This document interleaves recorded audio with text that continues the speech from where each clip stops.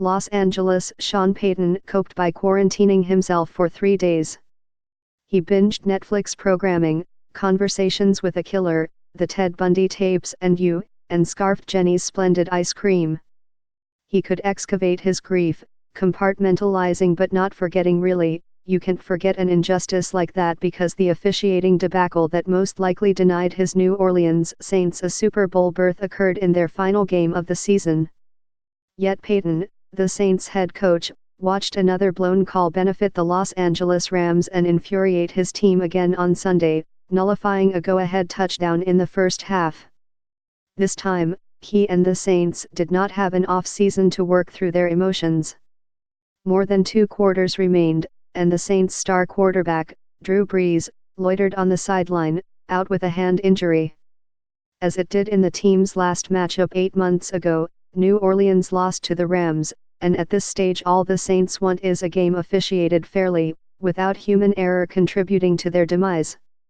To be sure, other aspects of their 27-9 defeat at the Los Angeles Memorial Coliseum will irk Payton, namely the Saints' meager offensive production, 244 total yards, their shoddy tackling on Cooper Kupp's 66-yard catch and run that set up the touchdown that secured the Rams' victory, and the performance of their offensive line, which allowed the Rams' defensive menace, Aaron Donald, to prove once more that he is the shortest distance between 2 points.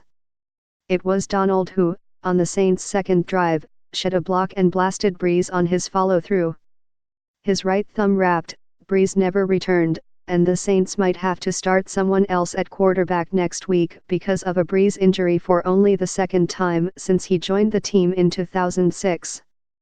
But the enduring memory for the Saints, 1-1, will be the same as it was after the deflating NFC Championship game loss, when late in the fourth quarter Rams cornerback nickel Roby Coleman, without consequence, clobbered receiver Tommy Lewis before the ball arrived, and Los Angeles went on to win in overtime.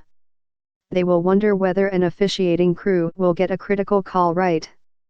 Last week, the Saints confronted their past only because they were forced to. The schedule dictated that they played the Rams, 2-0, and so the Saints spent the week recalling the worst moment of their careers.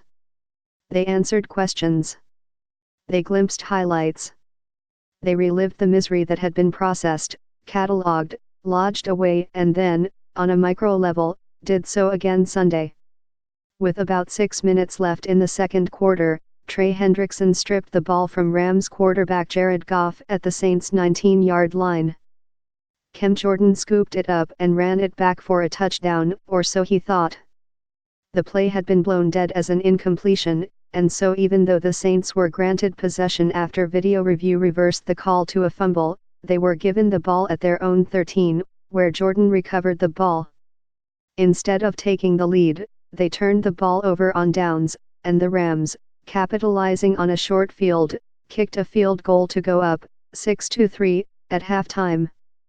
It was Jordan who hinted of an officiating bias against the Saints after the NFC Championship game loss, acknowledging the team's combative relationship with the league that dates to Bountygate, when members of the team's coaching staff were determined to have rewarded players who injured opponents. "We know for a long time that we don't get calls that way," Jordan said then.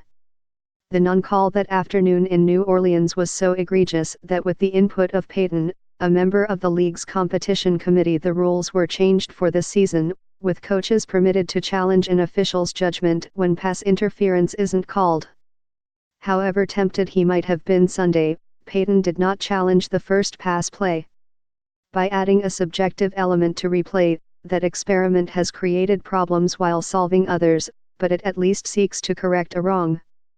There is no mechanism in place to reverse what happened Sunday, or in Week 1 when the Saints played Houston and should have had 15 additional seconds as they hurried to try to score before halftime. Will Lutz missed a long field goal attempt, but redeemed himself by making a longer one, the 58-yard game winner, as time expired. With Teddy Bridgewater ineffective in relief of Brees on Sunday, going 17 of 30 for 165 yards, Lutz supplied the Saints' offense, kicking 3 field goals. The first 2 kept the score close, at 6-6, midway into the third quarter. The third came after Todd Gurley and Brandon Cooks scored touchdowns on consecutive drives, taking a 20-6 lead that New Orleans never threatened. Across the last 22 months, the Rams and the Saints have played 4 times, establishing a rivalry between two productive offenses coached by innovative masterminds named Sean. The Rams would love their coach, Sean McVay, and quarterback, Goff, to duplicate the success and longevity of Peyton and Brees in New Orleans. The Saints, having won a Super Bowl and been deprived of a chance at a second, just want a clean game.